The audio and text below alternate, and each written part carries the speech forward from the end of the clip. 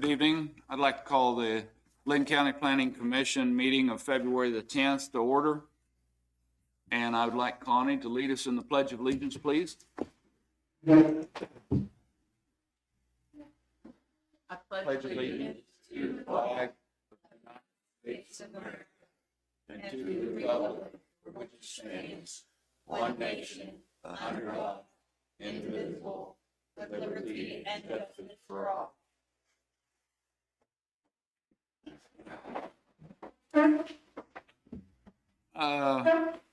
We'll call to order and have a roll call. State your name and what district you're in, please. Michael McVicker, District 3. Connie Gore, District 1. Oh, 1. I don't know where I live. I'm just out there somewhere.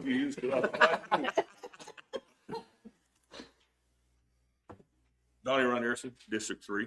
Hal Eggers, District 3. Dan Black, District 2. Steve Ford. Two, I guess. Glad I'm not the only one. Okay. I think the next thing on the agenda, we need the approval of the December minutes. Has everybody had an opportunity to review the December minutes? Yes. I make a motion we approve them. Do we have a second? I'll second it. Any discussion? All in favor? Aye. Aye. Aye. Okay. Now we need to approve January minutes. Has everybody had an opportunity to review them? Do I hear a motion to approve? I move to approve. I'll second it. Been moved and seconded. Any discussion? Vote passes. Tonight, we will be going through the approval of conditional use permit for the Thesis CUP. And we will not be taking any comments tonight.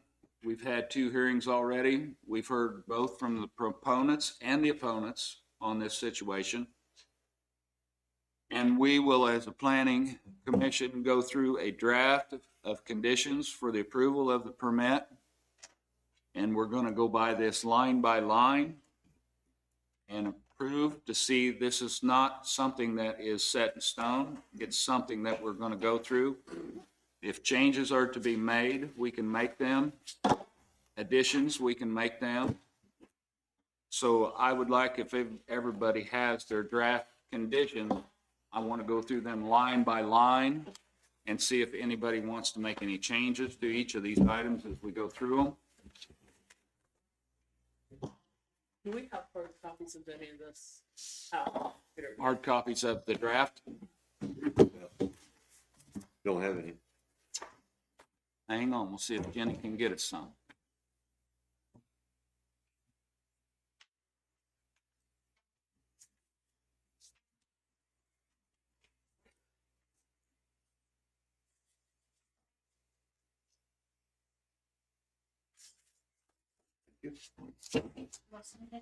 Thank you.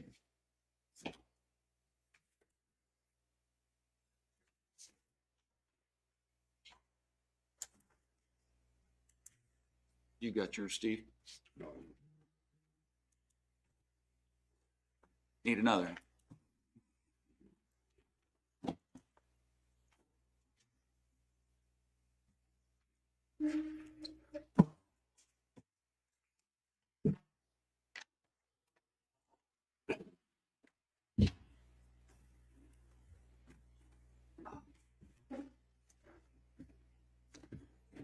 This is the draft. The following conditions are intended to govern motorcycle training activities and the single annual organized event authorized under the conditional use permit. All activities shall comply with these regulations at all times. Line item 1, site location and track configuration. All motorcycle training and events shall occur only north of the driveway as shown on the attached aerial map. We've had an opportunity to review that map in the hearings before. Do you think there's needs to be any additions, retractions? Or is everybody good with it? Steve, I'm good. you guys good? I'm good. Okay, let's check that one off. Okay.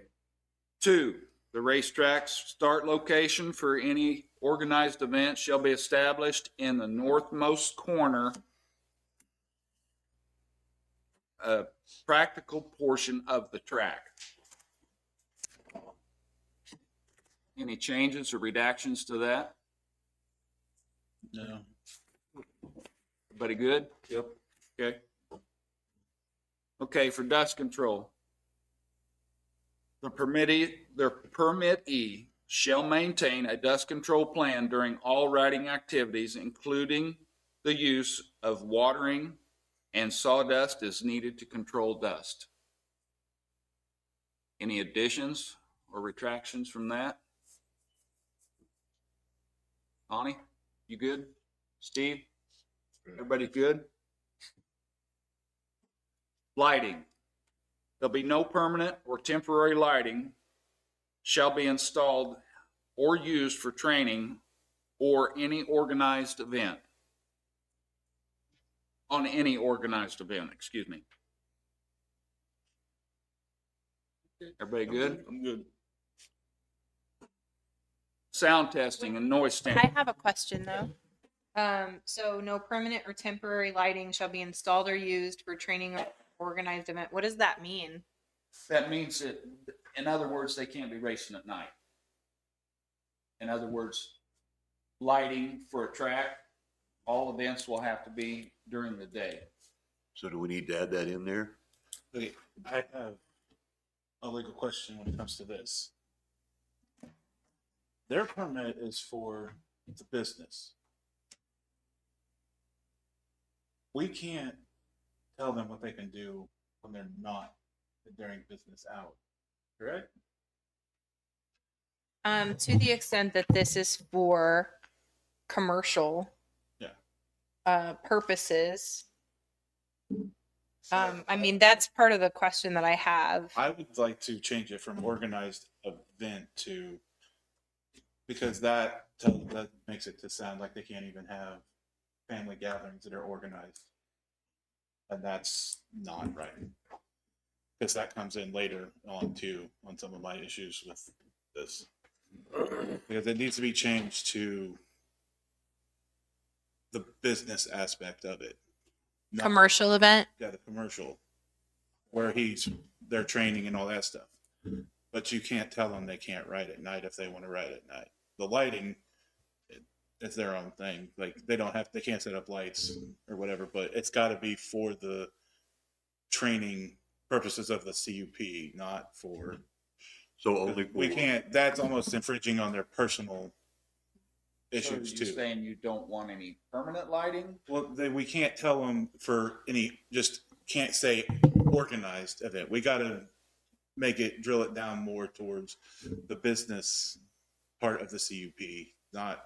Okay. If they want to put up lights for their own stuff, they can shut them off if they want to have a business thing to where they're not racing at night. But we can't tell them they can't do their own thing at night.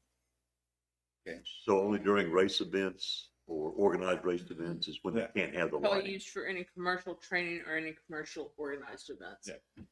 That sounds, Got to drill it down to the commercial part of it, because just saying organized, that's family gatherings are organized. So do we Things like want to that. have permanent or temporary lighting shall be installed for use for training and or any organized events? Commercial, Commercials. we got to put the commercial training and commercial organized. Okay. So no permanent or temporary lighting To where they can't make money while the lights are on. if it used or used. pertains to the racing Yeah, part the of it, racing. they can't have the lighting. If Right. it's personal, it's not a big This deal. is for the CUP. On commercial events. Yes. Right. You just want to add in Yeah, on commercial. on commercial events. Yes, commercial. That way if they have like you say, have a party or something after hours, that's okay. Yeah. That's on them. Everybody good with that? Just adding on commercial events to the end of that? I thought that you were saying or used for commercial training or any organized commercial event. That's, I think we have. Is that what you were saying, Connie? yeah, Yeah. just put commercial in front of the training and organized, any commercial organized. Commercial training. And commercial organized. I don't know how you're going to decipher what's commercial training and what's not commercial training. Making money. How are you going to police that? If you got 15 guys come down there, is he charging you If they $5 a don't- piece or? If you pull up and they're doing it after business hours and they have the lights on, but it's It's a pretty gray area there. yeah, but we can't tell them they can't have it on their own. So I mean, that was part of the reason for my question is that I felt like it was a little bit vague. Okay. That it says no permanent or temporary lighting shall be installed. But then it says or used. So obviously they have acreage. There's plenty of reasons So- I can think of why someone would need lights on their property at night. So you believe that the no needs to go away? Permanent or temporary lighting shall be installed or used for commercial Just- training or commercial organized events. just strike the shall be installed. Otherwise, perhaps it's just resolved by the hours. Is During daylight hours. is what we're saying. Like if you're restricting their commercial use to business hours, then perhaps the lighting piece is a bit superfluous because it's making it seem like they're not allowed to have lights on their property, especially because you have that or there. So you have no permanent or temporary lighting shall be installed or used. But in the summertime, it doesn't get dark till after 9 o'clock.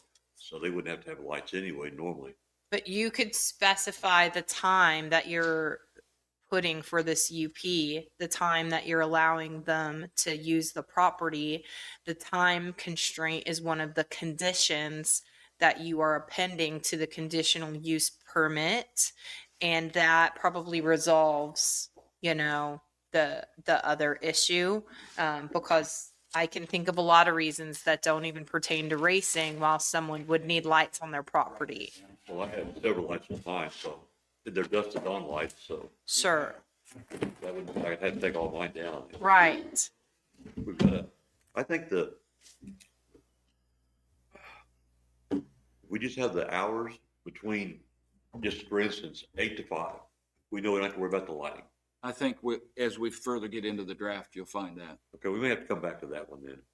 Okay, Daniel's going to write down what he would like that line to be, and then we can come back. We can read that line, and we can either agree upon it or disagree upon it. Okay, because I don't want us even from having to put up some lights if they need them for something else. Right. Okay. Let's go on to. Are you ready, Daniel? To go Yeah. on? Okay. Sound testing and noise standards. All motorcycles shall be sound tested before and after riding and shall comply with the AMA Motocross maximum dBA standards as published in the current AMA Motocross Rulebook. Sound testing shall follow the AMA 2-meter max procedure.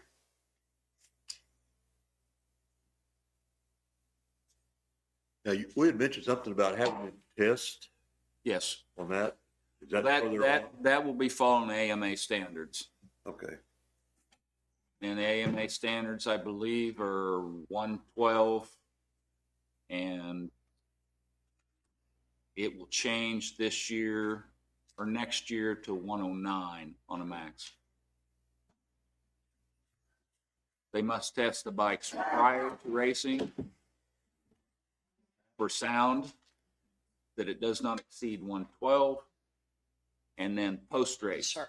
that it does not exceed 113, as it states right now. So that's all stated in the AMO. It's all in the AMA guidelines. As long as we follow that, we ought to be good then. Is everybody good with that? I was good with the noise. Yeah. I'm good. I'm good. Good? You done with a pen, Daniels? Yeah. Okay. Huh?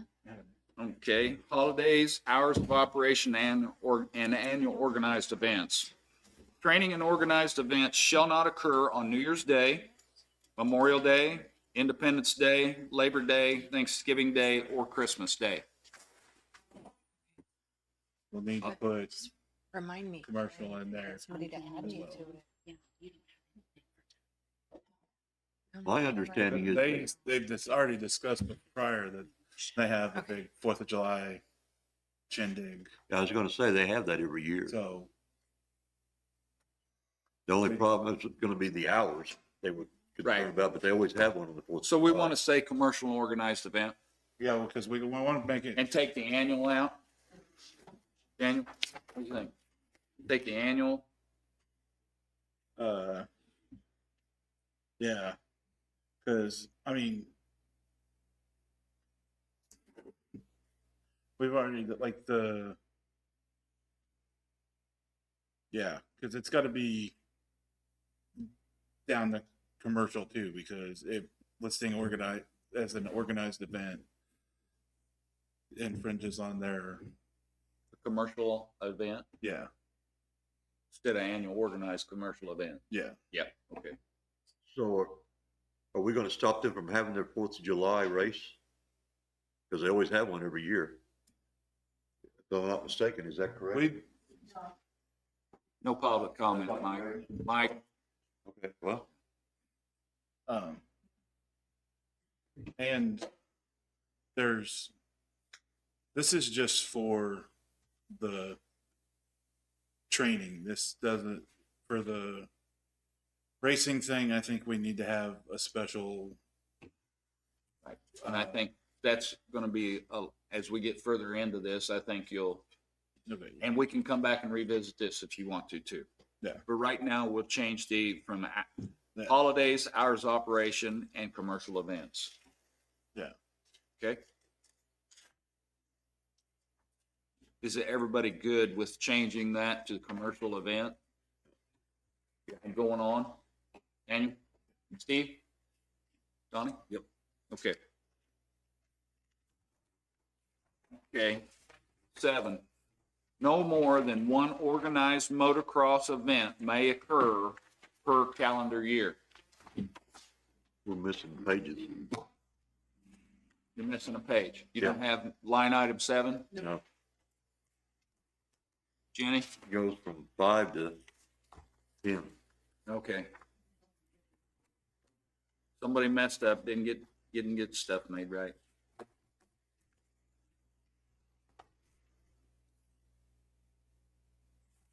We can skip a page and go on to while she's making that, we can skip.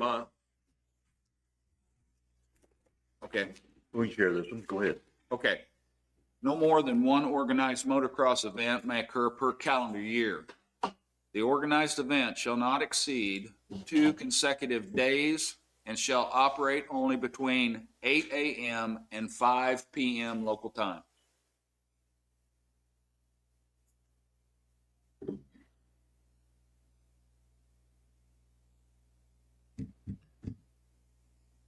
See your wheels turning, Mike.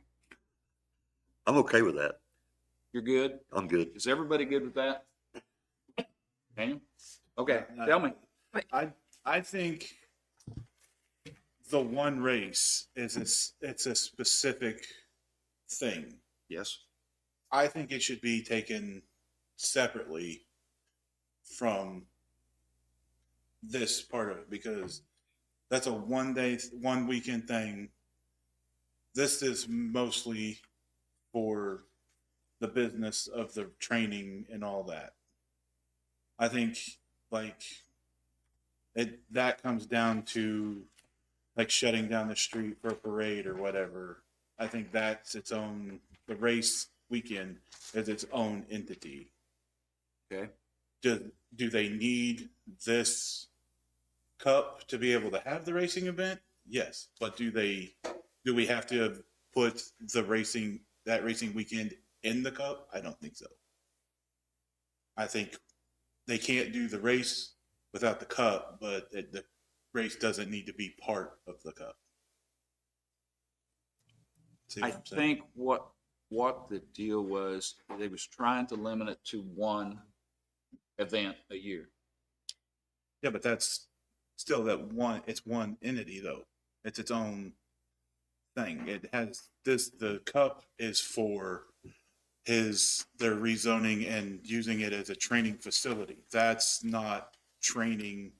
That's a full-blown race from an outside organization that is, in essence, renting but not their track. So I don't think it should be in their cup. I also just have a question. No more than one organized motocross event. I mean, what are we defining as organized motocross event? Okay. I mean, they're having folks come out there however often. I could argue that's organized, Yeah, right? They organize the each- date and time for each- folks each to training appear. Training would be Session an would be- organized event, yeah. more or less what you're saying. Yeah, so it's So- kind of really overbroad. We can take that out if that's what you guys want to do. Well, I mean, do you see what I'm saying though about the race? Or The one race, they need the cup to have the race, but the race doesn't need to be part of the cup. That's what I'm saying. okay, And my So concern is what that would- this is just what- not enforceable as written because okay, anybody could say it's organized, right. whatever it is that they're doing out there. So if you had two or more people out there, you call it organized. Yeah. Basically. Yeah, and so if they were there yesterday and now they're there today, now they've just violated it. So what would keep them from having 500 people there every weekend?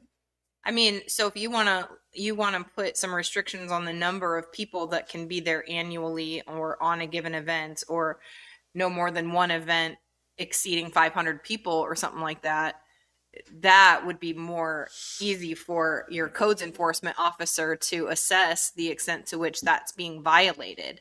As written, it says no more than one organized event. So all that a complaining party would have to say is, here was an organized event from last weekend, and here's my present pictures of their organized event this weekend.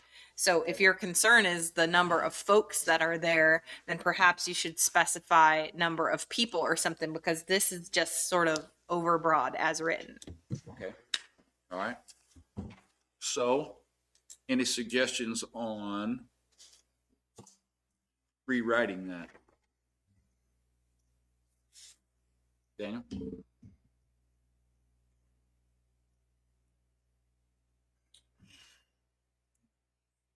Do we put a limitation on how many riders they can have? Not necessarily people, how many riders? They can only, on an event? Well, it would be more for probably the amount of people, because everybody enters in if you do the riders. People ride 3 different bikes, so that'll show 3 different rides. So I would say like no more than one organized of 500 or more, 500 people or more. Okay.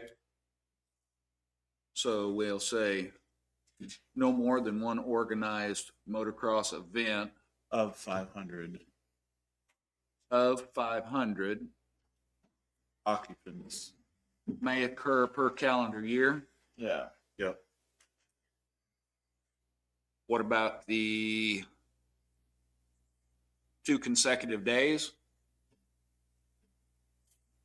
You good with that? Organized events shall not exceed 2 consecutive days, shall operate in between 8 a.m. and 5 p.m. local time. A lot of times they have qualifying on one day and then the race the next day. Right, that's 2-day event. and then leave it at that. So it says 2 consecutive calendar days, which would be like on a Saturday, a Sunday, or Friday, or Saturday, or whatever it may be. Not to exceed 500 people I think that pretty well covers may it. occur per calendar year. We good with that? So you're saying that they can have only one event that exceeds 500 people per year, and that event that exceeds 500 people cannot exceed 2 consecutive days and has to be from 8 a to 5 p. Correct. Okay.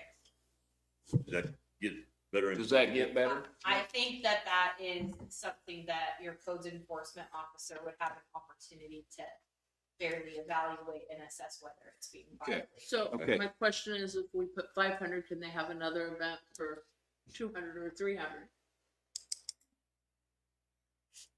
So far. I haven't seen any rules saying they can't. That could be an every weekend thing, Daniel. Yeah. That's part of where you take that part out of it to where they have to get another approval for the race. Separate CUP A separate CUP for a special for a event. special event such as the race. So if they were to have like 2 in 1 year, the second one had to be. As they have to get us another cup to come in and apply. I think that's a good basically idea. what Daniel's saying is take that plum out of there, and any special event would have to have a special conditional use permit for an event. I think that's gonna be easier to do. So we write this as any special event must have another conditional use permit. That's what I've been trying to get at. Well, either that or say every special event has to have its own. I mean, again, that is also a vague That's term, vague. like special event. What does that mean? Right. Right. So I think Exactly. you need to say a special event permit for the population of however many folks. So if you want them to have a event specific permit, under what circumstances do they need that? So it's unreasonable to say that every organized event needs a special permit. An organized event could be 10 people. You saying they need to come before you guys every single time they want to have a 10 people event? So what is the threshold that you guys are saying that type of event requires some type of a specific special permit? The same way that that the county requires special permits for other types of things, such as parades or whatever. The only other thing I could think that we could do there is drop the number down. We'd have to drop the number down to 100. Maybe even less than that. Any suggestions?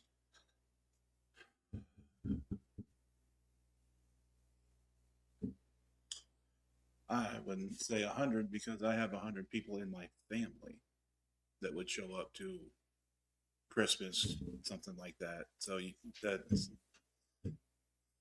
Well, we'll drop it in half to 250 then. yeah, I mean, Does that sound more reasonable? the,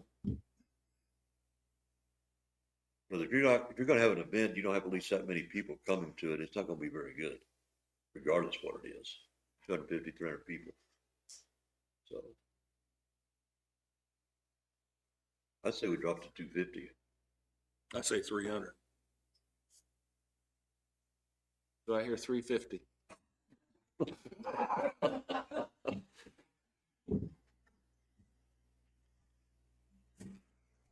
I can live with 300. You can live with 300. I can live with 300. Let's take a vote on it. All in favor of 300?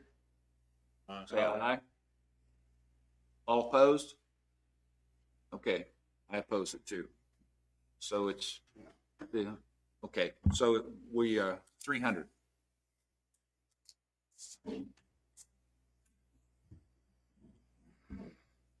So it will read no more than one organized motocross event of 300 may occur per calendar year. The organized event shall not exceed 2 consecutive days and shall operate only between 8 a.m. and 5 p.m. local time.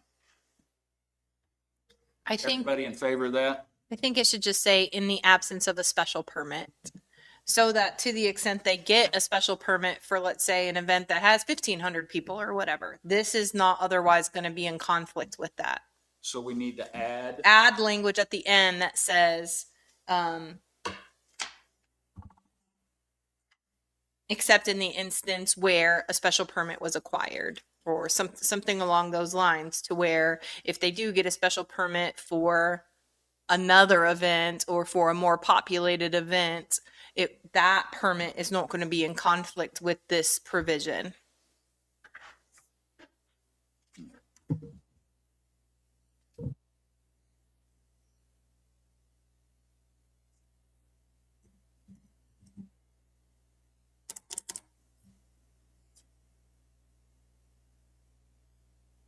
can we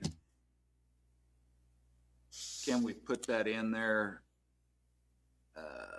An additional CUP must be issued if more than one organized event. You gotta be careful with that word organized. Huh? You gotta be careful with that word organized. Right.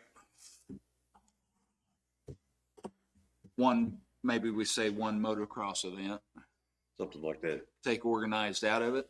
You can't, the motocross event, just, it's anytime they go riding, then We're talking about 300 more people. As long as they have less than that, they don't need that permit. yeah. Right. So.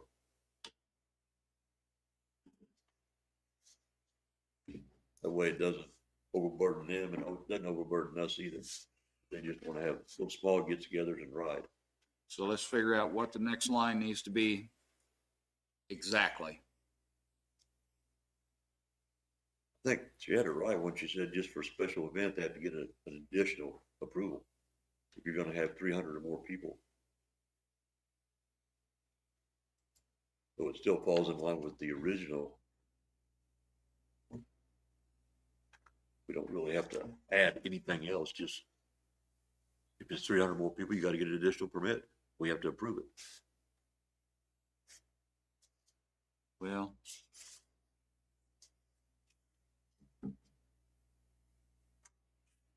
Daniel, what do you think?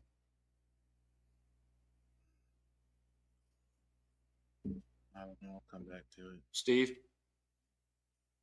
Let's come back to that. Okay. Okay, let's table that for now. Okay, time schedule, time period. January through February. The training limits individual training weekends only. The hours are 10 a.m. to 3 p.m. March and April, a maximum of 12 training days, 10 a.m. to 3 p.m. May, individual training only, 10 a.m. with a maximum of 20 training days, 10 a.m. to 3 p.m. June through August, individual training, maximum of 20 training days, 9 a.m. to 2 p.m.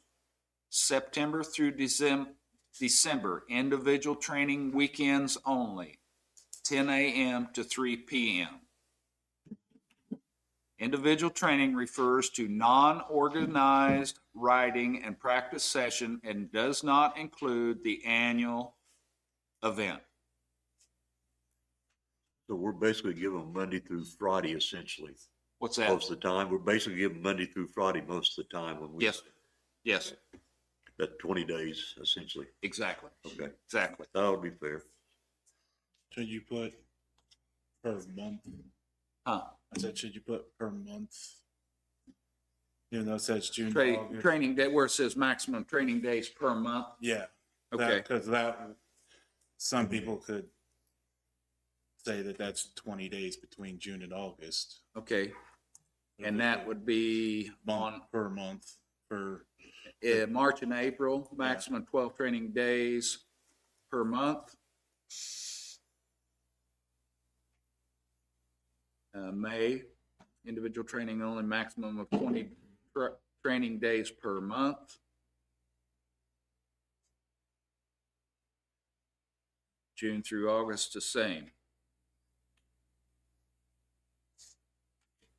Is everybody good with that change? I am. Steve, you good? Okay. 7, sanitation and facilities. Sorry, Hal, I have a question. You Yes. have a note there regarding individual training refers to non-organized riding and practice sessions, does not Yes. include the annual organized event. Yes, I'm still really struggling with the organized because obviously it's organized whenever they have folks coming to train as well. okay. So, I mean, only refers to one-on-one training, only refers to, Why don't we take the non-organized plumb out of it and just said individual training refers to riding and practice session that does not include the annual event. event. Take the organized plumb out of it. Yeah. Right? Yes, sir. Okay, both places. Yes, sir. The non-organized and the organized, okay, gets deleted. Everybody else good? Yes. Okay, number 7, sanitation and facilities. At least one portable restroom shall be maintained on site at all times. Additional portable restrooms shall be provided as needed for annual events or organized out. I think again, we're talking about number of people, Right. right? So that type of facilities are necessary when the attendance exceeds. Okay, Now, do we already have something in place for so many people you gotta have a port in any other event in the county? Well, part of it is that they described that folks bring their travel trailers, their motorhomes, their RVs or whatever. So folks are bringing their own portable restroom facilities. So what burden are you putting on the property owner in regard to restroom facilities? Can we strike out the whole last, just put provided as deeded? So we don't. have well, to- I know we do have something kind of in our regulations, and it clearly states that if you've got 1 to 15 people, you have to have 1 male and 1 female. If you have 30 or 15 to 45, you have to have, 2 male or 2 female and 1 hand station. We do have that in our regulations. So can you put provided as needed and then specify that regulation? We can go to that, and I'll have to look it up. I think we ought to do that and just point back to existing. Okay. As Can't needed. tell you just exactly where that's at in there, but we can come back to that and look for it in a little bit. Okay. Let's go on down. So we're gonna put that one in question for now. Okay. Public address and loudspeakers. If loudspeakers are used during that, there we go, annual organized event. That's part of why, if we would have struck out the annual event, because we all know it's referring to that raise. Yes, If we would have struck that out from the get-go, we would have saved a lot of headache and made it. well, we still gotta go back to that. Yeah. I meant, how do we address that event? That's the issue. Yeah. I think you need to decide what types of events referring to population do you not want to be covered by this permit that you would require a special event permit for. That's, yeah. And so whatever events of however size you want covered by this, I think that's what we said. Anything over 300 would have to have a special Yeah. event CUP. That makes sense? So if we put that in there, we can just put that specifically in, right? On the special event. Right, instead of line item 7, where we got up there, no more than 1 organized motocross of 300 may occur per calendar year. is we write any event of more than 300 people must require I think you should just call it a special permit so that whatever the resolutions, a special permit. I don't have all of the resolutions memorized, of Right. course, so I don't know what Linn County already has in place for special events in general. Because obviously the CUP process is very long. Yes. And oftentimes folks do have special events such as a parade or a funeral or whatever. What is the regulation? That's why I said, why don't we just refer to whatever that's already in place rather than try to I create don't our know own. if there's anything that I have read that addresses that. Well, we have the fairgrounds, we have Have you things seen on anything, there. Kenny? I have not seen really? anything Okay. that addresses that. So, I mean, here we go, a special event of 300 people or more. 300 people or more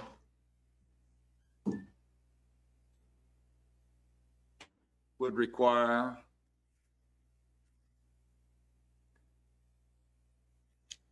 a additional CUP. Does that sound good? You said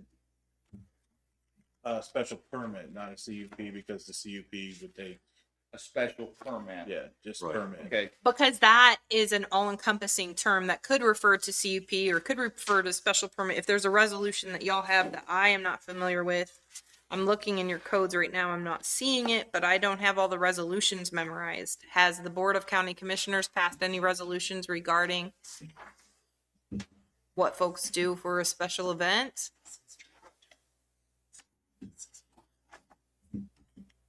I know of. I don't know what they do for the fair. So just separate permit could also work. Requires a separate permit. Any event of over 300 requires special permit. Or separate permit. Separate permit. Okay. Word I've done.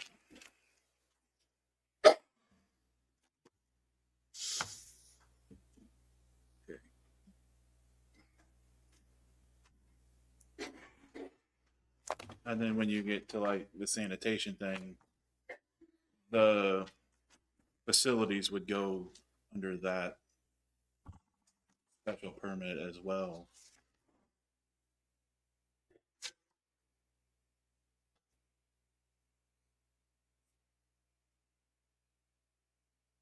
And then that does away with number 8 entirely.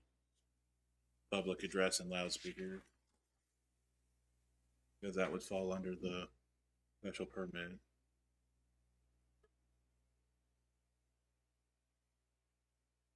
A special permit will be Separate. required if 300 or more persons.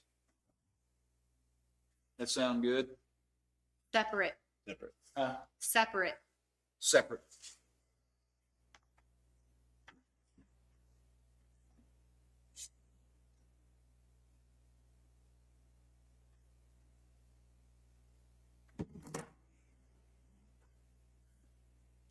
A separate special permit.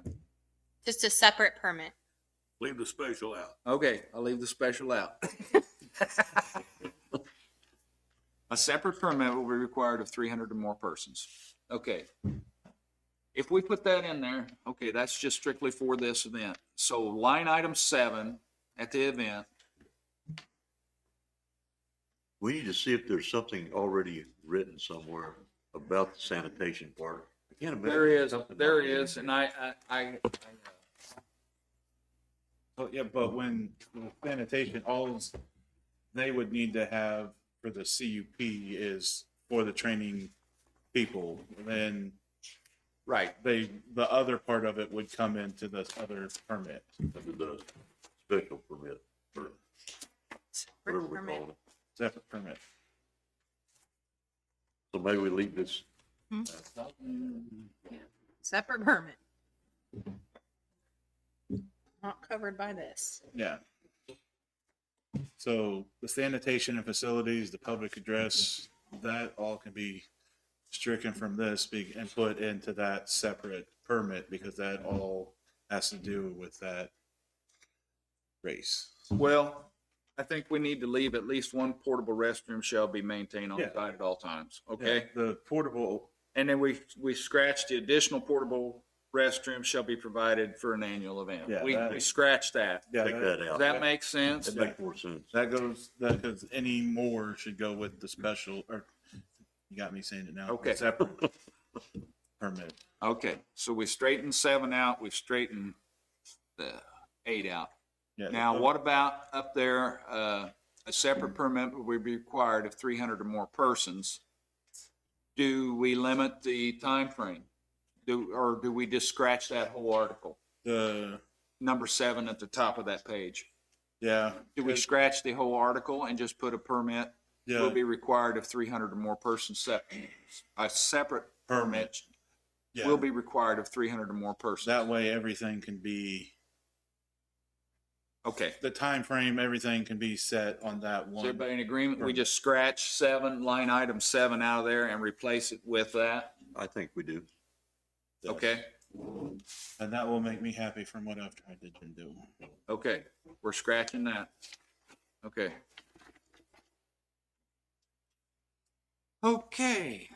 Okay, public address and loudspeakers. If loudspeakers are used during a, let's just say a event instead of an annual organized, let's just say an event. Is everybody good with scratching the annual organized out of there and just say an event? Yep. They shall be oriented to and projected in a northerly direction. Good? Good. If that gets the noise away from everybody living south of them. Okay. Everybody good with that then? We're scratching annual organized out of that. Public safety notification. The permittee shall notify Linn County Police and Linn County Emergency Management of the annual You bet. They got Event. organized. scratched organized, the annual event date at least 3 weeks in advance. The notification shall include estimated maximum attendance and emergency ingress and egress information.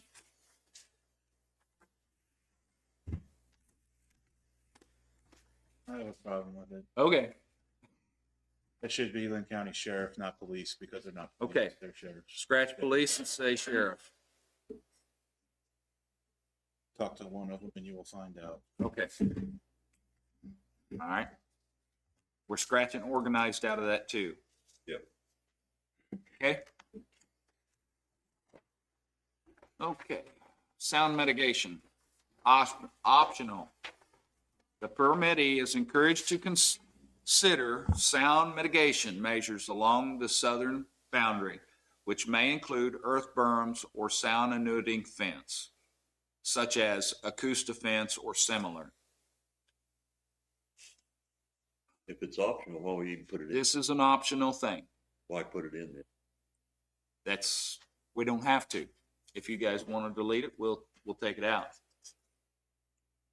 I mean, if it's optional, why would you want to spend the extra money unless they were just good neighbors? I don't.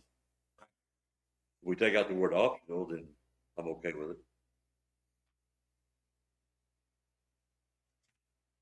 You just scratch the optional and say the permittee is encouraged to consider.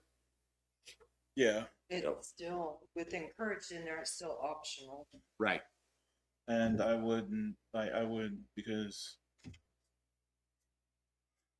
it doesn't have like trees, it doesn't put trees in there, it just says earth berms or sound attenuating fencing. Cedar trees will work just as good as any sound attenuating fencing. Let me look here a minute, Daniel. In our commercial regulations,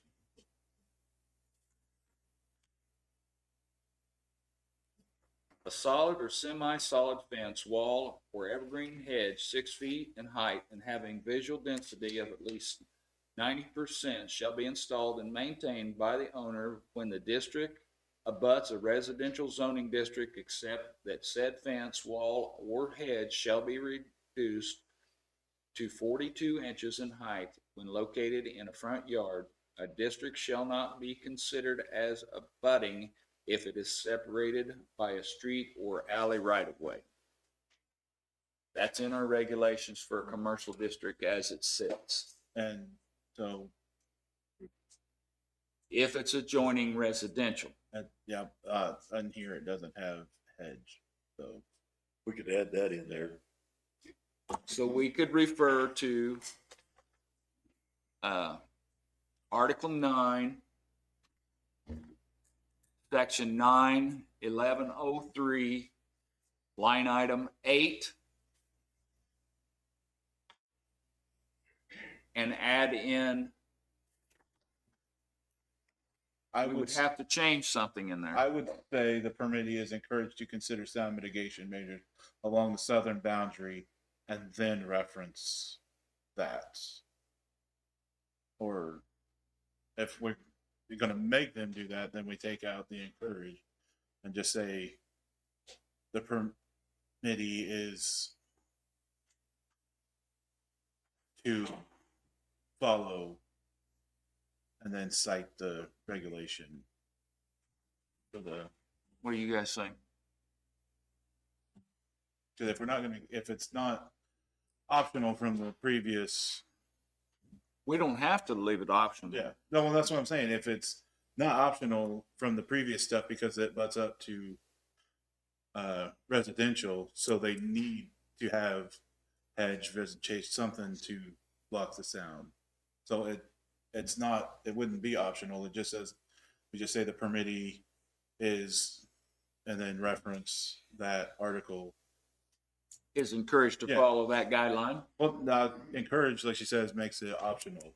We'll Say, follow those We'll guidelines. follow regulation Okay. and then cite the, But here's going to be the issue, and I think I need to ask you about that, because that in that specifically says if it adjoins residential, this property will be adjoining ag. Right. All of the properties that adjoin, All the thesis property adjoins ag. all of the properties that are on the border of the thesis property, every single one of them is ag. Yes. so then we could leave it as encouraged to follow and then cite that. If it's, since it's not residential, we can encourage them to follow that regulation. Since it's agriculture, not residential. Then that way we can encourage them to do it. It says the permittee is encouraged Permitted is encouraged to to sound follow The regulation you just cited. Article 9. Yeah.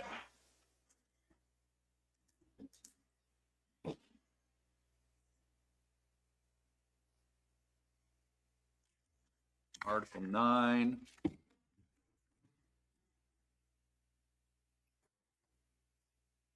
What's the difference between it saying encouraged and optional?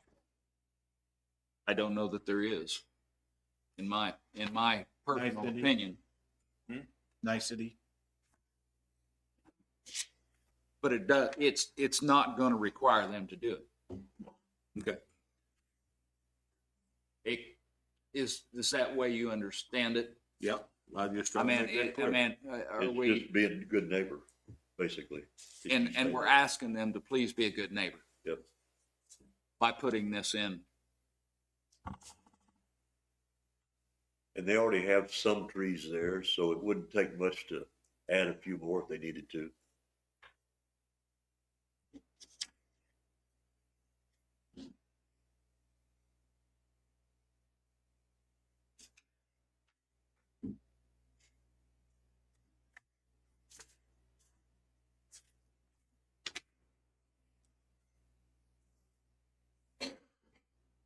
Okay. Sound mitigation, and we'll scratch optional out of it. The permittee is encouraged to follow Article 9, Section 9-1103, Line 8 Anything else added to that?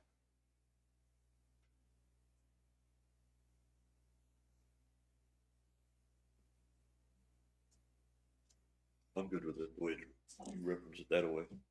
I'm good. Daniel? Yep. Steve? Aye. We need to note, we got a new member, April Umpenhauer. Glad to have you. Thank you. Attachment, aerial map depicted the approved riding area north of driveway. AMA 2-meter max sound testing procedure. Notes. My question on these, back to this sound testing, are we gonna Okay. require them to have an independent person do that? Or are they gonna do it on their own? Are we going to do it? It was independent. Is what we talked about, wasn't it? We talked about an independent twice a year. But it's not. That's something we can add in there. If it's not in there, we can add it in there. I think we This need is to just a add- draft. I think we need to add it in there. That way, Go back to number 4 on the first page. Number 4 on the first page. Sound testing and noise standards. Yeah. Okay. We'll go We back talked to about that. having- Sound testing shall follow the AMA procedure attached. And an independent sound study, that's what we talked about twice a year. a At least a minimum independent, twice a year.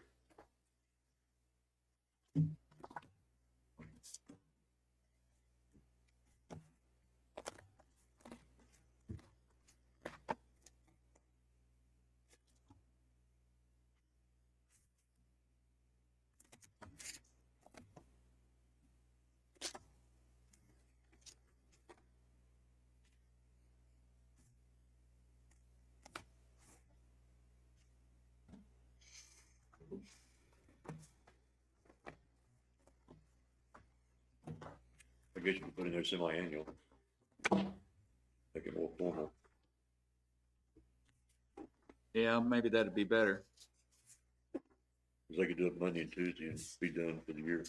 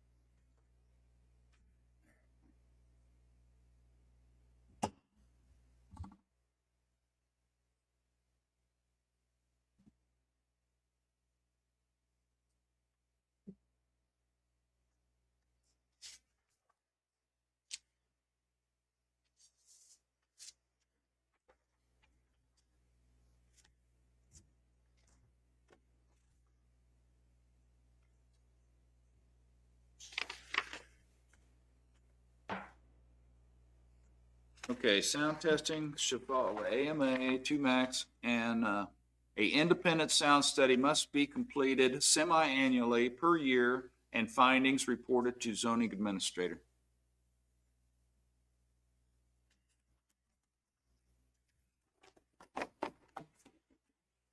Okay. The lighting. Go back to the lighting.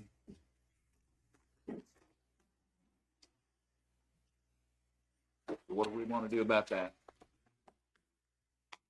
Any suggestions?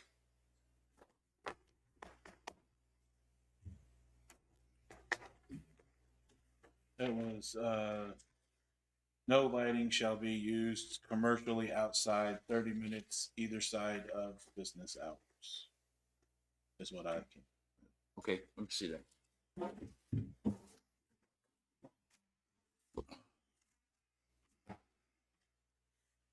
Okay, let's scratch what is there, what we got there now. We're gonna change that. Okay, What are you gonna put in there? no lighting shall be used commercially outside of 30 minutes, either side of business hours.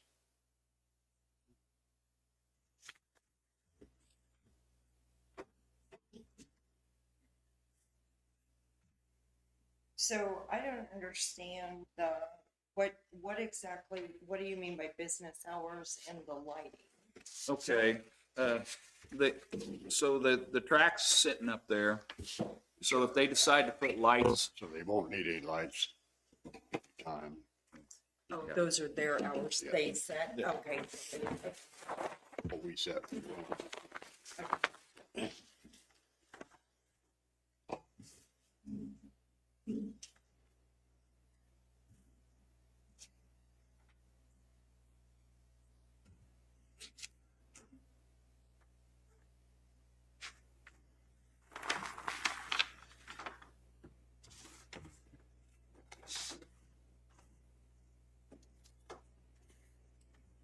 okay.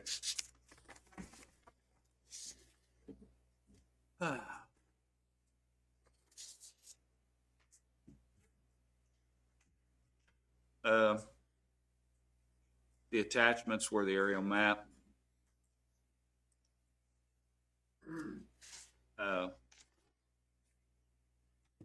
And the AMA sound testing procedure. We just, that's what we just put in for the, What's that? that's what we just put in for the sound testing. Right. In the annual. Right. But each event, either training or otherwise, still has to follow the AMA guidelines. Yeah. Yeah. Okay, we did not put in any sound requirement at the property line. At this point, this would be difficult to monitor and varies in the weather conditions. As long as we have the semi-annual study done and reported it to the zoning administrator, I think we're good there. Do you guys come up with any other conditions to consider? I have one. Yes? They have travel trailers there. They Yes. also have black water in those travel trailers. Where do Yes. they dump that? Do Okay. they have a place for it? That was, they live just down the road from the rest area. I know where they live, Yeah, but but that's the closest place. There's no dumping at their property. And also that would go back into the separate permit because that, it takes care of that race. That is not, that wouldn't be part of this now. so we're gonna put that in the permit then? That would go with the permit when they have that, come and ask for that permit. So that's gonna fall back to a separate permit required if 300 or more persons are there. As long as we put that in there. Yeah, that Because would, that black water's gotta go somewhere, and that's, I agree, that's the only place close. They don't have any place. Is I that the know of. marina you're talking? no, No, the that, rest area at 52 and 69. Okay, and They they have- get charged for dumping. I have no idea. You don't think? It's either that or Linn County So I Lake, think it's, Okay. Okay, or haul it all home. so they get no receipt or nothing for dumping there? They No. just go there and dump and that goes- whatever. everything there goes into a lagoon. Okay. Okay. All right. So that would, those other conditions to consider that was on there, the only one that we should really talk about is the number of cycles during a training, if we want to put that in there. Because during an event, the CUP is only for the training. So there would be no event, that's the separate permit. Okay. And the maximum attendance during that, We've already addressed that. So the maximum attendance during an event is the number of cycles running during training and the maximum number of cycles running during an event. That was scratch that also because that's a separate permit. Right. So the only thing we need to do is set a maximum number of cycles during training. yeah.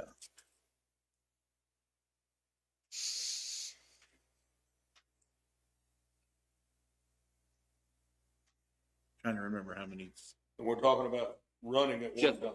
yeah, Just during a training event. running the track and Trying to remember how many he said that they would train at a time. It didn't seem like there was a lot. I I thought he think said it was up to 5 maybe at a time. I know it was under 10. Maybe we just put in there 10. 10. Yeah. I mean, that's gonna be a lot for that little small 10? truck to try to train. I would be good with 10. Connie? 10. Maximum number of cycles running during a training, 10. Okay.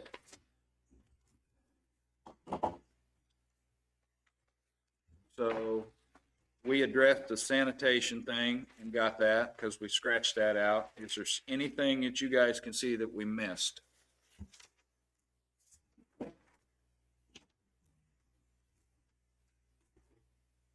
You're gonna make a change in the lighting, correct?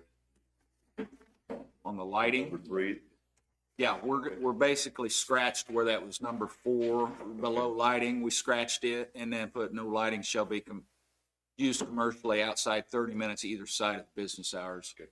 So that the rest of that would be scratched. Okay. Okay. Jacqueline, could you explain to everybody the procedures at this point that we will go through as far as voting to approve or disapprove and how that process works? Yeah, so at this point, you all are voting to approve or disapprove the CUP for the thesis for the applicant, which is the thesis property for the racing. It will have to be a roll call vote, and then from there, if a majority of this body votes in favor, that will go to the commissioners for their consideration for approving your all's recommendation.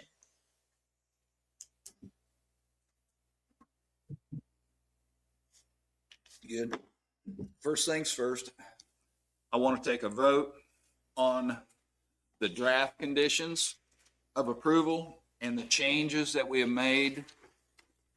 I want to, do I hear a motion that we approve the changes and adopt the draft conditions as written?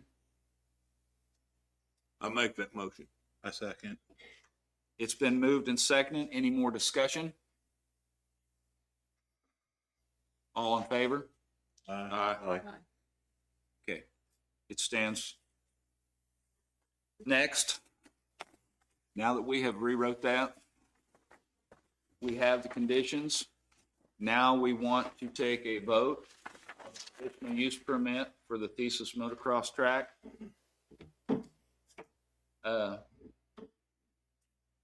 We can approve or disapprove this, guys. If we disapprove, then this draft goes away. If we approve, we adopt this draft, and they will receive the conditional use permit. That goes to the commissioner. And then that will go to the commissioners. Commissioners will either approve it or disapprove it or send it back to us. So we don't have the final say. We're just sending this to the commissioners, making suggestions to them. So I'd like to take a roll call vote of all in favor of adopting the conditional use permit for the Thesis motocross track. Mike? You have to have. Oh, do I hear a motion? I'll make Sorry. a motion to approve. I second it. Okay, it's been moved and seconded. Any more discussion? Okay, we'll take a roll call vote. Mike? I approve it. Aye. Connie Gore says aye. Aye. Donnie Reinerson says aye. Hal Eggers, I say aye. Dan says aye. Aye. Aye. All in favor? Motion passed.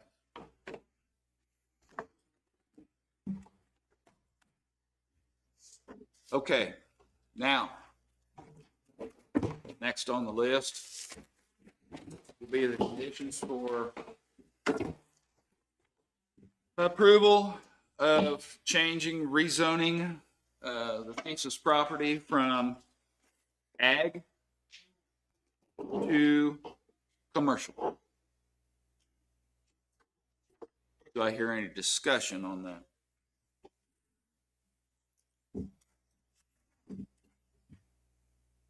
Do I hear a motion? I have a question. Yes. Has this been presented in here? Yes, we had the hearing on it. Yes, we've already had the hearing on it. Yeah, we've had the staff report and everything on it. I believe it was in December. Yeah. Okay, I missed December. December meeting. Yeah. Yeah, Okay, I missed December meeting, so I'm fine. right. So I move to rezone the Thesis property from agricultural to I second. It's been moved and seconded. Any discussion? All in favor? Aye. Motion passes.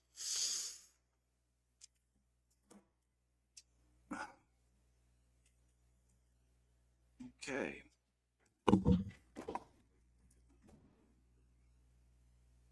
At this time, unless you guys have something else, we will adjourn the meeting and go into workshop. Do I hear a motion? move to adjourn the meeting. Second. It's been moved and seconded. Any more discussion? All in favor? Aye. Meeting adjourned. All right, guys. We've had major discussion about all of the year-end camping, the feedlots, and our battery energy storage. I think, do you want to get up and talk to us about one or the other of them, of the feedlot or the year-round camping? On your thoughts about that? I think the most important thing is something that I can police. We need to understand that I am codes enforcement and planning and zoning. That's a pretty big bill to fill, and it used to be 2 jobs, so we're down to 1 person on that. So I think we just need to be realistic when we're looking at what can really be policed around Linn County, and if we actually need a regulation for. Right. So there's been, You are Superwoman. yeah. That is true. So we've got these 3 issues, and here we are. We got about 45 minutes here. We can talk about whatever we want to here in this next 45 minutes. I don't think we're going to be able to get through all 3 of these things and discussing them. I'm proposing that next month, at the end of next month, we have a special workshop, just strictly to go over some of this stuff that we put on the back burner and we keep pushing it back and pushing it back and pushing it back. I think that's a good idea. So we're looking at possibly March 24th or March 31st.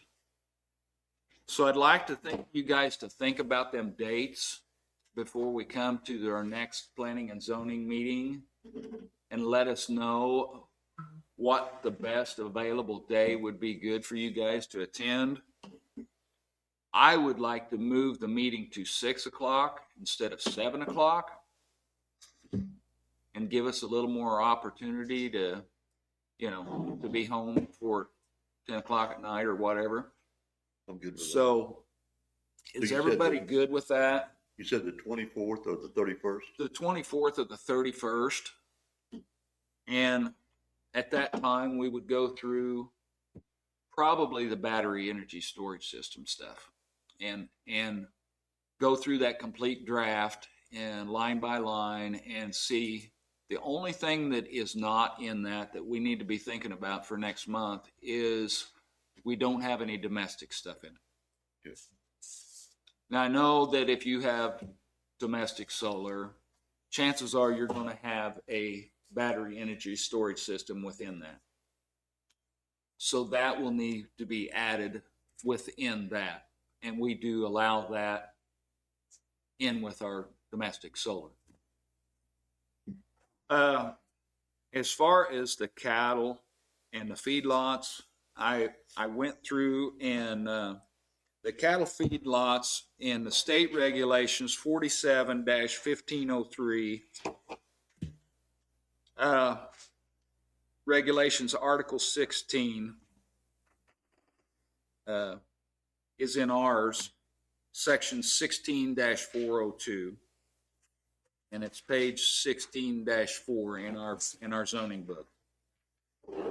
The state regulation says that anything less than 1,000 head of cattle, a permit shall not be required.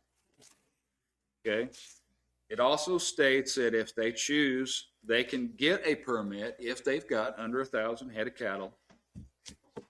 But if they get a state permit, they must follow the state guidelines for that permit. And I looked up, a feedlot is defined as a feed yard with more than 1,000 head of livestock by the state. So I think Jenny is wanting to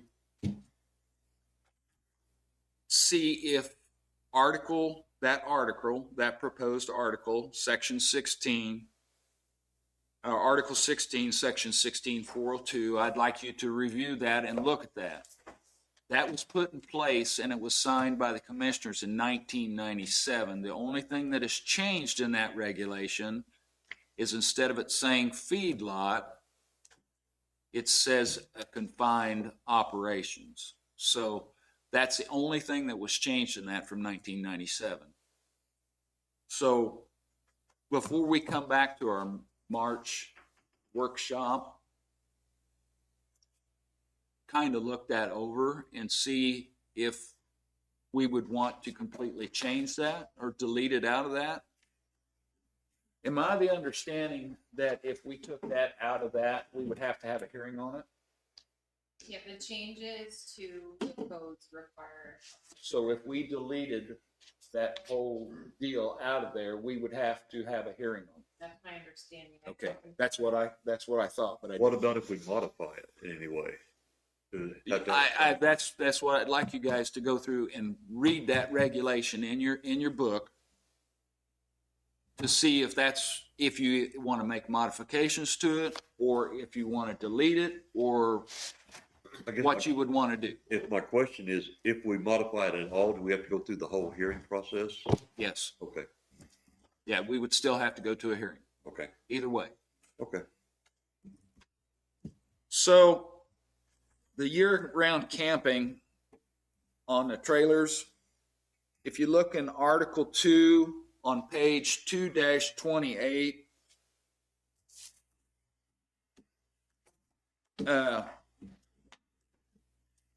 and Article 8 and 8-604, page 8-3, 8-3, 8-603, page 8-2. I think them were some things you need to visit about looking for the year-round camping. It does say in the year-round camping that if you're building a new home, you can have a camper for a 1-year period. So as far as the rest of it, I'd like you to go through that before we come back to the next meeting. So that'll give you a little more insight on what to look for. And we also have an enforcement article. It's Article 22 in Section 22-5 and 22-501. And it states in there the penalty for non-compliance is $500, can be a maximum of $500 per day, every day, if it's not enforced.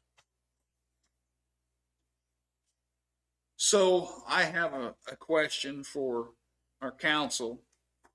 Can penalties be added to your taxes? In what sense? If they're not paid, can the penalties be, they cannot? No, that's a codes enforcement issue. Okay. So, So where do we stand? I know they're having the same problem in Bourbon County. They're having trouble with dumpage of raw sewage. So how do you enforce something if you're charging $500 a day and they don't comply and pay? so that's codes enforcement. Code enforcement, so you have to take them to court. So the county would have to take them to court. We have a violator as somebody in a year-round camping and is dumping sewage on their property. What happens with codes is no matter what the code is that somebody is violating, Yes. the due process is that the codes enforcement officer sends them a letter. They have a certain number of days to comply. After that, if they don't comply, then they're cited and given the date and time to appear for codes court. Okay. At which case the codes enforcement officer works with the county counselor. The county counselor would have the obligation to prove beyond a reasonable doubt that the violation occurred, and the judge would decide from there if it wasn't resolved amongst the parties. Okay. Okay. Well, I think that's all I got. Does anybody else have anything tonight?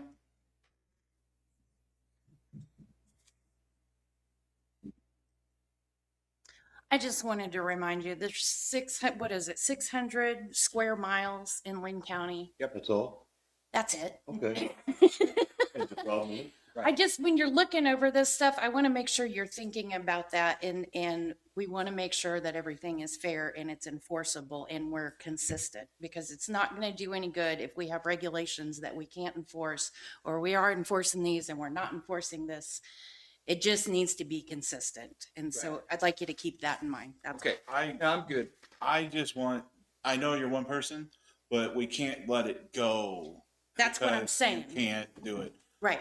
Can we make, like, most of it happened in the lake communities. Can we make them enforce it or bring it to her to where then she? They have done that. The problem is they're out of money, so they want to just hand it over basically. So, yeah, I mean. So like she said, can you go? And then we're enforce back this. to the records. Do you have records of how long they've been here? A lot of people don't. And then are we just picking on lakes? Or are we picking on the people? Right. I think How do we they're- make that fair? I think they're all in that picture. Right. So I think once you document it, That, like, you have a complaint, it's documented. Yeah. At that point, if it's not corrected within a certain amount of time, you give them a month, you go back out and visit, and they're still doing the same thing. I think that's when our penalties start. Or you take them to court. If I don't think you need to be driving the roads and looking for people camping. Oh, I don't think we're gonna Right. have that issue, but I know right now there's a lot of complaints with Tanglewood wanting us to take over, then they want to take over, and then they want us to take over, and they want Right. to take over. So Well, I that's think not that's what just- you're getting to. right. And that's not just one lake. That's, you have that issue in all the lakes. Right. So, but then are we being consistent? I mean, you can't focus on just the lakes either. You have to be consistent all the way Right. around. And that's my point. I just want you to consider that. Right. So can the appraiser's office and her work together? So her job duties are spelled out. And so however she needs to go about determining the folks that have violated any codes, from GIS mapping to working with the appraiser's office to hoofing it and going out there and inspecting different stuff herself to responding to complaints. Right. And so how it has been working is that she doesn't know what she doesn't know until someone brings it to her attention, Right. and then she can investigate it to see if a code has been violated. But that's what I'm saying. If the appraisers, I do know they go out and to a certain percentage of places within the county, if they see something, say something. I mean, sure, you could hope that see something, say something. The appraisers out there for their own reasons, doing their own job. Right. And so while they may bring it up, Right. codes enforcement is one of the appraiser's jobs, and I understand. we And certainly. that's not gonna tell you the duration that they were there. I understand, but you have it documented at that Starting point. You have a starting point to go from. And you could, we could ask, like, every road's supposed to be graded. It should be once a month. Those guys are out and see everything. Those guys could, They're gonna see a camper out in the middle of a prairie meadow or out in the middle of a field or something like that. those guys could report it. That's not in their job description, but it's see something, say something, to where you're not just doing the lakes, but those guys should be going down every road every month. I don't know how often GIF mapping gets a satellite image. They get it every 3 years. I actually work in the appraiser's office. I am Okay. a field appraiser. Okay. And so we get our GIS mapping every 3 years for different areas. So basically, specific areas, we get something every year, but it's not always the same area. So we get Tanglewood this year, just for Right. instance. It's going to be 3 years before it comes back around to Tanglewood. Exactly. Okay. We go out there, but if we're doing our 17%, our 17 annual percent, Right. we're there once every 6 years. So that doesn't work. Right. Now we may go to the same area for multiple different sales that go on, multiple different permits, building permits, stuff like that. But there's no guarantee that we're here today. We may not be back Exactly. in this area for the next Exactly. 6 years. So I Right. don't know, outside of having to, basically, like Jennifer was saying, drive the entire county, Right. how you're gonna have any kind of record of proof. I don't think you will have a record unless somebody's gonna complain. Yeah. I right, said, and once that's- it's documented, once she has a complaint, I think then at that point, that's when she acts on it. I mean, she can't travel the road all over her police. Right, There's no way. Exactly. There's no way. Mhm. But I think we leave it in there, so if we do get a complaint, then she has a process to police it at that point. My question goes back to, on these lake areas, are they private or are they public? That was my question too. Because that's a big argument now. I think it's still in court, if I'm not mistaken. Yeah, because if they're private, Then we can't go out there and do that. exactly. Yeah, the Tanglewood case is in court right now. So they're not an HOA. Or They are an HOA, They yeah, are. sure. They are. Each of the communities, Responsible for their property. That's what I would. Well, it went back to a previous judge, said it was okay to be public, and then all of a sudden they filed suit and it went private, and now it's back to being one to be public, yet they don't want us out there. It's been a mess. I've been following it, and it's a disaster. I don't know where it's at. I think it's still in the air right now, isn't it? it's still pending. I thought it was. But the thing is that any of these communities, even if they're not the lake communities, any and all neighborhoods that have an HOA have the responsibility to enforce any and all terms of their HOA. We don't enforce their HOA for them, but to the extent that the county has any type of codes, It overrides it. they reside within the county. Right. Or the property is within the county, subject to any and all of the county codes. And so I think the issue is that they're trying to prevail upon the county to enforce the county's codes, not prevail upon the county to enforce the HOA regulations. And the county's response is that this is private property, gated communities. We don't even have access unless we're invited by another resident. How could we possibly enforce anything on these properties? So that is the dispute that has arisen. That's where it should be on them to report, so she can go in and then police it. So they have to report it, document when it started, the issue. They can't just expect us to go in and So if they take want, care of it. They should be reporting to us when the issue arises so she can take care of it then, not expect to find it randomly. in other words, the HOA does all the groundwork, reports to her, all the documents, and then she can start. Is Yeah. that kind of what you're saying? Yeah, so they do the biggest part of it because they're the ones dealing with it. They know who's in there in a camper and who's in there that is a full-time resident, or even the campers that have the holding tanks in the ground and considered full-time. So on the year-round camping, if that property has a septic system, could they not live in that camper trailer Well, year-round? I believe in Linn Valley, they have people who do live in campers year-round, and they have holding tanks in the ground for sewer and water. But they don't have a septic system, they just have holding. They have holding tanks and they come and pump them out. Just like, I mean, there's full-blown houses out there that have the same issue, that same plumbing, but they provide a truck that comes around and pumps. So to them, a camper that has the in-ground tanks is considered livable dwelling. Yeah. And then it's only the people that don't have the tanks.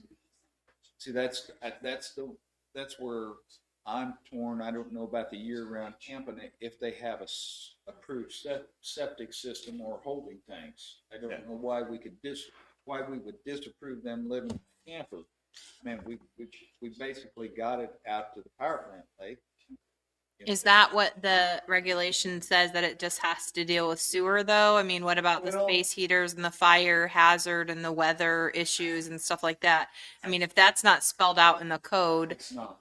yeah, I What mean, I so, can find under that code is I cannot find anything, and even the sewer regulations are not within that year-round camping or trailer camping. It's not in there. so I think all of those things were plausibly considered whenever those regulations were written, like the I think the health and safety of firefighters, neighboring communities, that sort of neighboring houses, whatever, that sort of. Well, I know when we lived out there, when we were building our house at the lake, at the power plant lake, they had somebody come around and pump it if you were living in a spot that didn't have a way to dump. Right. Brought a trailer around, things like that. And that was year-round camping then. Now, I think they've done away with that year-round.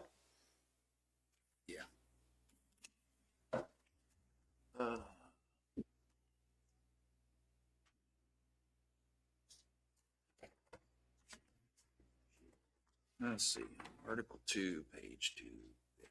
But to me, if you have a trailer or you have a cabin or you have a house and it has a septic system, a water, all the necessities of a regular home, why wouldn't you allow it? Right. I agree with that. That's just my opinion. I know there's all kinds of fire hazards with RVs and all that. I get all that, but still, that's the responsibility of the owner. Well, that, and I don't understand why we have to enforce their rules. Just because you're the county, the HOH has got their own stuff. Right. I agree with you. I know for a fact. And it worked just fine for them right up to the point where they don't like it anymore. Exactly. And that's County. the problem. Yeah. Yep. But they have their own codes enforcements within their communities. So, I don't understand why they're coming to us to enforce when they have their own codes enforcement. Because they can't get it enforced. Okay. We have several people that live out there we know, and it's pretty well do whatever you want, whenever you want. Right. Even though they try to get it maintained, there are some that don't, so. Right. So in our definitions, it says trailer and camping. A trailer is defined above and equipped with an enclosure for sleeping while on vacation or other trips of short duration. Such camping trailers may also contain cooking, bath, and sanitary equipment. Size and furnishings of such camping trailers may vary widely, but in no case shall shall they be considered structures for residential use of a permanent nature for purpose of these regulations? It's pretty clear. So that's the definition of what we have in our regulations. Well, that puts a lot of people out in the street then, based on that regulation. And that's, I mean, right off the top of my head, I can think of two different, the RV park there in Pleasanton. Does that go away? Yeah, it has to And based on then that. there's residents on Holly Street. They've set up, they've been living in an RV, beautiful setup, everything else. But according to that, Right. what they're doing is illegal. Linn Valley has the same thing, so does Tanglewood, so does Sugar Valley. Mm-hmm. I mean, there's all kinds of And I places. mean, I'm not even talking the lake communities, I'm talking, you know, private citizens on Yeah. private land in the county, you know, so. So in our Article 8, residential and lake communities, okay? Go to page 8-2. Seasonal use of recreational vehicles for habitation not associated with construction of a dwelling is permitted for a period not to exceed a total of 90 days. That's for the lake communities. Okay, then you go to Article 8-64, year-round use of recreational vehicles.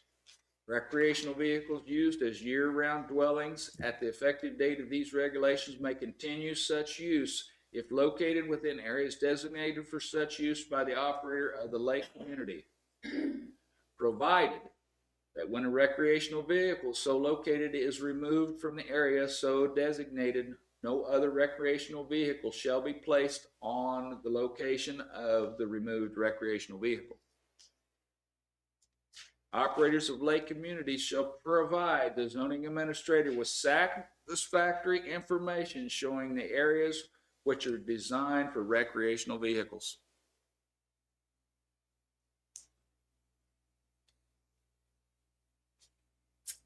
So that's what's in the, for the lake communities.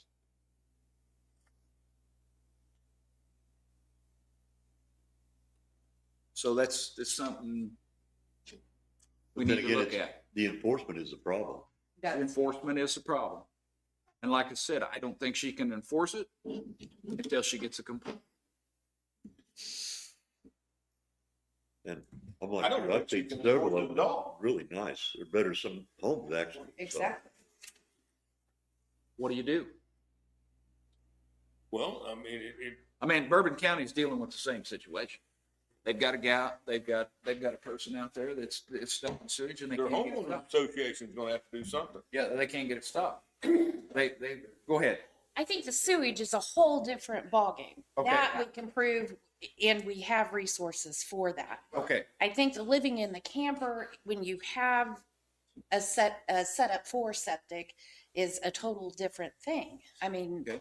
and how do I prove that you were here for 90 days and then you left for 10 days and, you know, now you're back for another 90? I mean, And you that's know, exactly- that's the kind of thing. Right. There's a lot of families that come down and they set their RV and that RV stays there. yes, As long as they own that, Yeah. they don't live there, right, but that RV stays there. So then, right.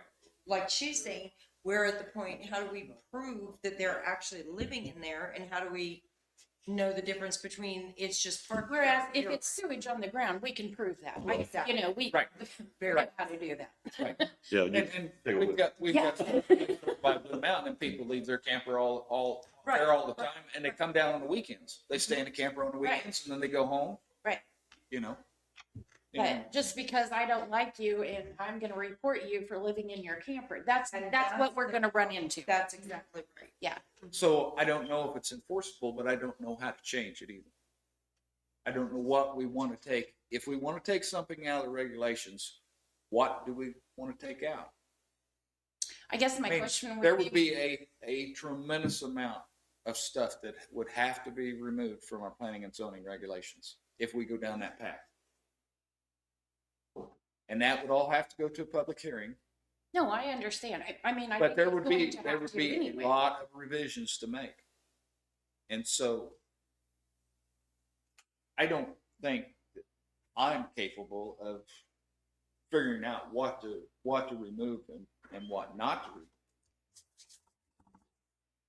And why are we dealing with this today?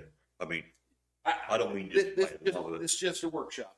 I know, but I mean, Just to talk about it. why are we dealing with, are we having issues all over the It's county? becoming more prevalent throughout the county. I've Is had, it? Okay. I've had several complaints. Have you? Okay, and that's the reason I'm asking. it's very hard to go in there and records weren't kept properly. Okay. If I go in and they say, how long has their camper, where do they dump at? Do you have any record of this? They don't.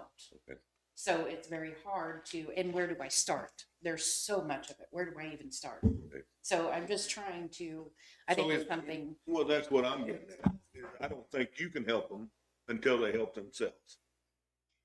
right. And if I'm gonna do that, then, I mean, it's gotta be countywide. If, like I said, if we're Agreed. gonna stay consistent and we're gonna be fair, it's countywide. So now I need to go out here to Billy Bob's and say, you've been living in this camper, but he's gonna go, no, I went to the city for 3 days or whatever. You know, it's nobody, how are you gonna police that? That's the biggest problem. Biggest thing is she doesn't have enough help. What's that? She doesn't have enough help. If you're gonna try and force Well, those kind no, of things, there's I no way. don't think any of it's enforced, like she said. It's gonna be hard. I don't think any of it's. It's two different entities. I mean, they're either gonna have to, the HMO's either gonna have to give it to the county, or else the county's gonna have to say, you take care of your own. And where do they do that? Which will take care of the lake communities, but what about the places that are just county?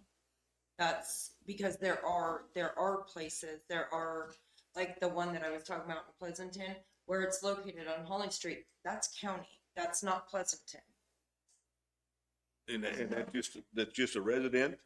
It's a resident living in a very beautiful RV, beautifully kept land, everything, but they live there. According to what Hal read in the regulation, they're living illegally then. Exactly. But that's what I'm saying. How do you Well, I know, meant- how do you know they didn't go to the city for Exactly. 2 months? Yeah. I Who's mean, watching that? Do I need to, I'll bring my camper over and sit up there and, Well, I mean, you know, that's gonna be hard to prove. And if they've already Is there- got their septic, is there a complaint on what you're talking about? Not that I didn't know there was any complaints. I'm just using that as an as an example, because if we go down this with the lake communities, we have to do it throughout the entire county. Sure. You know, we can't just target. Yeah. and I can tell you some of the complaints that I have got recently has just because I don't like this person over here, so I'm gonna call in 3 times a week. And really, they're not doing anything wrong comparatively. Yeah. So anyway, that's my 2 cents. I will give you, for instance, my house.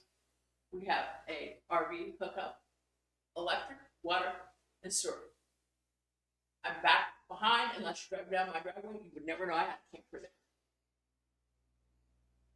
Let alone whether I was living, which I don't even have a camper, but let alone whether I was living, you know, and so.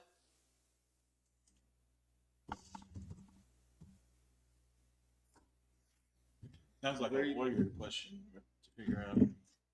I mean, I think that it needed to be revisited because it seemed really impossible to enforce. Yeah, but you understand what I'm saying. There's a lot in zoning regulations that we would have to remove, go to a hearing and remove, or change the wording to be able to help her more, to be able to do her job. You know, I'm not expecting her to get in a truck and drive all around the county to do it. I think if you do anything like that, you're gonna have to grandfather people in some places. Because there's some people that are been there for years, septic tanks, everything already there. Right. And if you say, well, you can't live in an RV or trailer, whatever you wanna call it, they're gonna have to pack up and move. That's not fair to them. So, Well, and especially like you're saying, when they put the money out to have that septic system, because it's not cheap. it's not. Have the water lines hooked up and everything else. I mean, So we got to I be know very- some of them run with just generators. Right, and that, I feel like those are the people that are only here, you know, periodically. They aren't your year-round livers. There's, you know, so. Generally speaking, I mean. Well, it's something to think about. And like I said, go through your books. Did everybody get their book today? No, No? She's got books made for you guys. I emailed her just a minute ago and told her I needed one. Okay. I think she's got 9 made, right? Yeah, we had 9, yes, let me go back to my office and check. Yeah. Yeah, get them to, I've you've got got one. I need one. Connie needs one. Steve, you got one? Got one. You got one? Daniel needs one.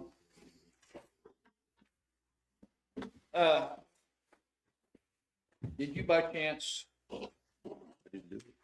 check to see if the solar regulations were updated in them books? I believe Jesse went through and put the new ones in, right? Yeah, he handed me mine, but he has them ready. He probably put them in the rest of the book. Okay. And also I created a spreadsheet so that I know when everybody came on board, because minutes have not always been taken. So it's very hard to go back and see when everybody was put in. So if you can find your name and fill out that information that is not there, I would appreciate it. Did we get all the notes from the draft? When we were doing the draft? For the battery energy, No, for, for the CUP. Did you get all the changes we made on the draft? oh, yes. You've got that all Did I noted? tonight? Okay, Yes. got it. Okay. Well, do I hear a motion to adjourn? I make a motion, we adjourn. I second. Motion passes. Let's go home. Wait, you had to say all in favor. All in favor? Okay, I knew the answer, but